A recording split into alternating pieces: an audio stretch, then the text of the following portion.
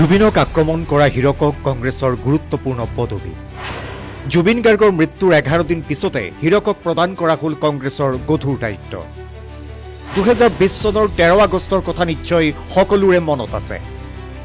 নিশা প্ৰায় 12 মান বজাত প্ৰাণৰ শিল্পী জুবিন গাৰ্গক শাৰীৰিকভাৱে অপদস্থ কৰিছিল 6জনীয়া এটা দলে, যাৰ নেতৃত্ব দিছিল হীৰকজ্যোতি ৰাজবংশীয়ে। এখন নাটকৰ পৰ্দা উঠিল। জুবিনক আক্ৰমণ কৰা হীৰকক জুবিনৰ মৃত্যুৰ 11 দিনৰ পাছতে প্ৰদান কৰা হ'ল কংগ্ৰেছৰ গুৰুত্বপূৰ্ণ পদবী। 13 আগষ্ট 2020 নিশা প্ৰায় 12 মান বজাত জুবিন গাৰ্গ নিজৰ গাড়ীত কাহিলীপাৰাৰ বাসগৃহৰ দিশে গৈ থকাৰ সময়তে AS01 BY0675 নম্বৰৰ গাড়ীত অহা এটা 6জনীয়া দলে গণেশগুৰিৰ ওচৰত আমাৰ মৰমৰ শিল্পীগৰাকীক শাৰীৰিকভাৱে আক্ৰমণ কৰে। তেওঁলোকে জুবিনৰ গাড়ীক অনুসৰণ কৰি আহি জুবিনক চৰকাৰৰ সৈতে মিলি কাম কৰে বুলি কৈ শাৰীৰিকভাৱে অপদস্থ কৰাৰ চেষ্টা কৰে। এই 6জনীয়া দলটিৰ নায়ক আছিল NSUৰ নেতা হীৰকজ্যোতি ৰাজবংশী।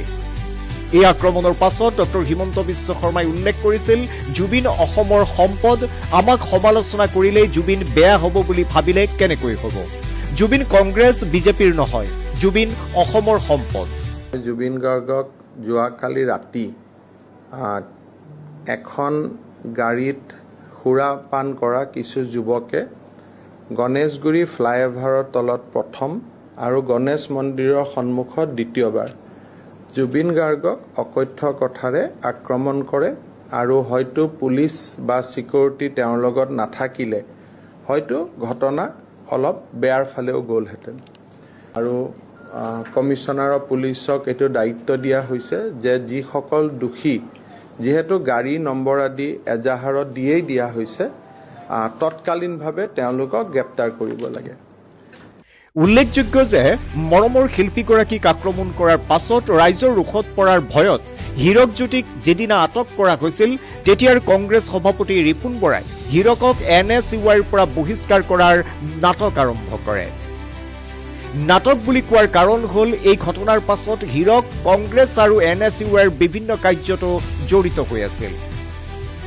আৰু লজ্জাজনকভাৱে হীৰকক পুনৰ কংগ্ৰেছৰ সৈতে প্ৰত্যক্ষভাৱে জড়িত কৰাৰ প্ৰক্ৰিয়া কংগ্ৰেছে দৃষ্টিকটুভাৱে পুনৰ আৰম্ভ কৰে জুবিন গাৰ্গৰ মৃত্যুৰ পাছতে। জুবিন গাৰ্গৰ মৃত্যুৰ 11 দিনৰ পাছতে হীৰকে লাভ কৰে কংগ্ৰেছৰ গুৰুত্বপূৰ্ণ পদ। অসম প্ৰদেশ যুৱ কংগ্ৰেছৰ সাধাৰণ সম্পাদকৰ পদত অভিষেক কৰাইছে হীৰকজ্যোতি ৰাজবংশীক।